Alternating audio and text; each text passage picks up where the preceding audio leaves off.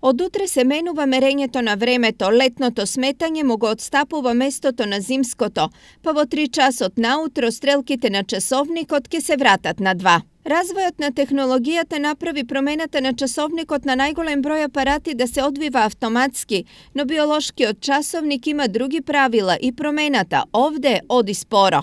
Во периодот кога се менува, тие се чувствуваат најчесто заморени, поспани, без доволно концентрација, им се нарушува концентрацијата. Значи, еден настап на замор настапува во тие моменти на поместување на биолошкиот саат.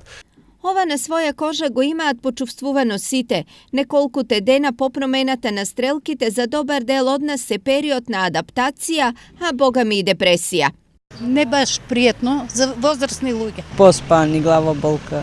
Ова сепак се полесните адаптации, но истражувањата укажуваат и на многу посериозни проблеми.